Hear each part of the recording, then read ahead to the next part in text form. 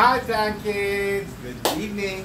So this is Tuesday evening po at meron po tayong maliit na haul.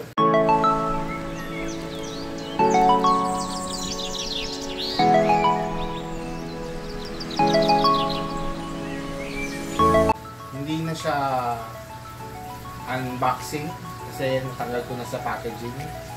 So I just want to share kasi anong tawag doon?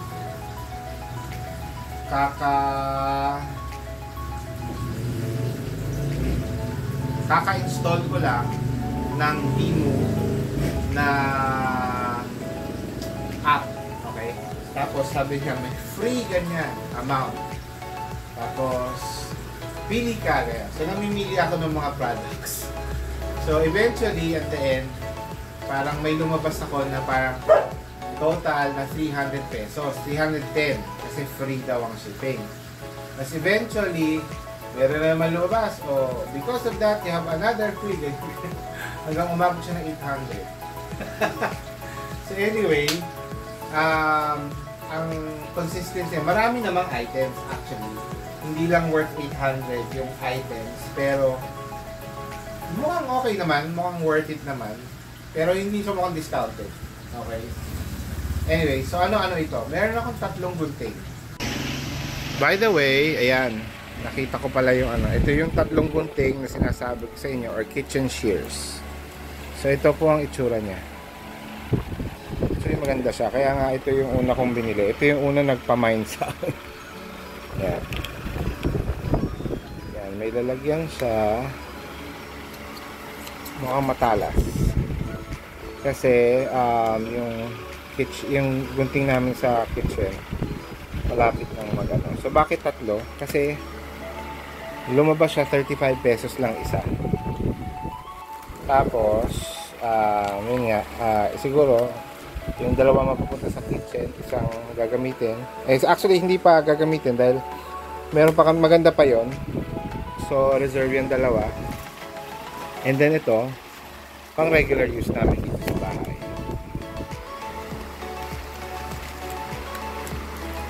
So itong pangatlo, pang regular use namin sa bahay. Ayan. So lumalabas siya, parang 105 pesos lang. So sa dami kong pinili, umabot siya na 800. So yun. So meron akong 3 gunting, paling kitchen shears yung tawag doon. Dahil mura lang lumabas, yun yung kinuha ko kagad. Yun yung una ko kinuha, yung 3 kitchen shears. Tapos, yung pangalawa kong kinuha ay ito. Sensor street lamp. Yan, nakikita niyo ba? So, ano siya? Solar or sensor ba? Hindi ko alam. Parang solar siya eh. Meron ito yung kapitbahay ko. At sabi ko, ay, ang ganda, parang maganda. At mura kasi siya, daw. Mukhang mura. So, kumuha ko ng 2. Kasi parang 2 for ganun lang lumalabas eh. Parang 2 for something, ganun. So, papakita ko sa inyo kung ano siya. Ayan. So, ito yung kanyang yung dinidikit sa wall. Kasi ito yung pinaka lamp. So ito yung lamp, ito yung sensor. May on off. Ay, so hindi siya charged. Kasi ito yung solar panel niya. Ayan, ito yung ilaw. So parang igaganon siya. Ayun, gaganon niya. Ayan. Ayan, ganun lang. Adjustable siya. Ayan, adjustable. Kinuha ko to kasi gusto ko na parang may automatic na ilaw doon tuwing may tuwing sa gabi, gano'n. Pati dito. So, kaya 2 ang kinuha ko nito. So, ayan po siya. Ang pangalan po niya ay Sensor Street Lamp. Ayan. Tapos, meron siya kasamang screw. Kasi screw tong part na ito. Tapos may kasama siyang remote. Kasi since nasa taas, so, on off. Ganda. Sana lang it will serve its purpose. You know? Sana. Okay. Ito yun yung una. Ang pangalawa ay itong ating cable tie na green. Ang kinuha ko. Kasi again, pang plants. Maganda naman. Ayan. Nylon cable tie. Okay. Ang third items natin, bale fourth na kasi third, ang first yung wood thing. Ay, ito. Ayan, na hopefully magkasya sa hose. Sa hose ko. Ayan. So, pressure, ano siya?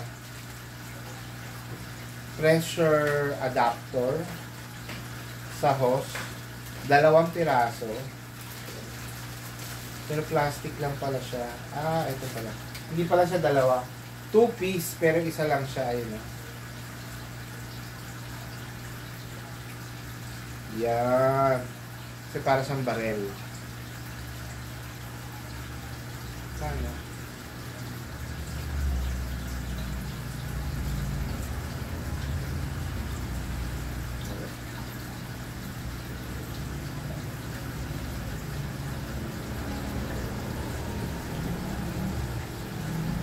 Ah, yun.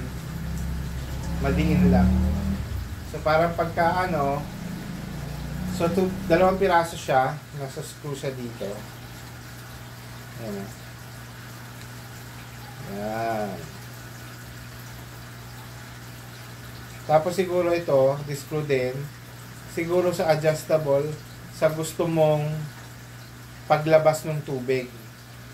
Pag gusto mong pa-shower, yun, papasok. Pag palabas ng palabas, hanggang maging isang ganun siya, yung strong na. Yun, tapos ito. Tapos may lock siya dito para pag tipong ayaw mong lagi nakapindot kasi nakakangawi. Ayan, nakalock siya.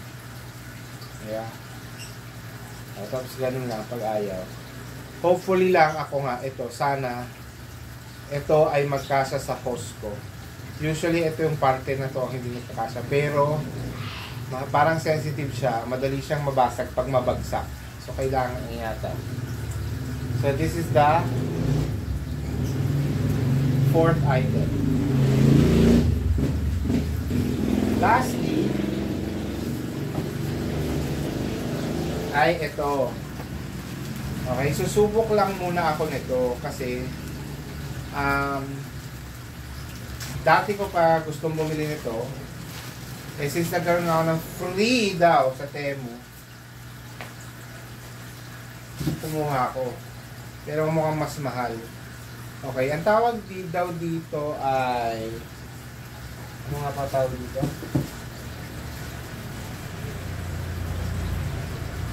Parang ano siya eh. Cable something.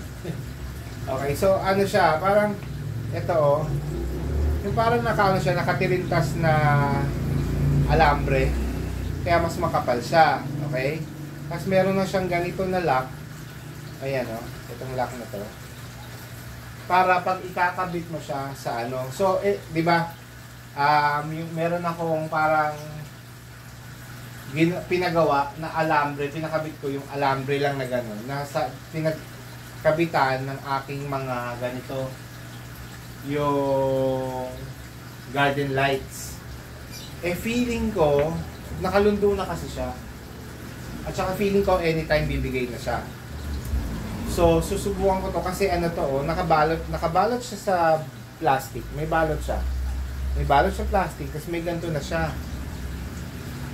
So, hindi mo na kailangan mag-twist-twist kasi ito na yung pan-lock niya. Iikot mo lang yan tapos ilalak mo dito. Ipapasok mo ulit. Siguro pag kinabit ko ito, papakita ko sa inyo. Hopefully lang, ito ay tamang haba nitong paglalagyan ko. Otherwise, baka hindi ko magamit. Sayang. So, yun. So, hopefully lang, itong haba na to ay tama. Kung hindi man, bibili tayo ng mas mahaba na lang. Pero feeling ko magagamit ko pa rin naman ito. Yan. Maganda nga siya. Tsaka mukhang mas matibay talaga sa ano, sa alambre. Kasi nga, nakabalot siya lang. Kasi alambre, in the long run, magkakalawang siya. Kaya siya napuputol. Yun. Eh ito, since nakabalot siya ng parang plastic, hindi siya kagad, hindi kagad siya lulutong. Yun. Ito lang, itong pinaka-lock ang luluto. Hopefully, rin. Mukhang hard metal hindi magaang na metal. Okay? So, yun. So, pakita ko sa inyo lahat ng mga products natin. So, ayan po ang ating mga nabili sa Temu. Yung ating solar lights, cable tie, hose adapter, and of course, yung ating cable. I forgot the name cable ang nakalagay. So, habang siguro nagkikwento,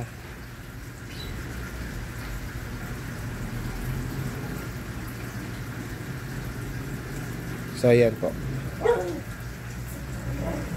So, yun lang po. Napaka-ikling haul lang po. So, I hope that you enjoyed this video. Thank you very much sa inyong pagsama sa akin.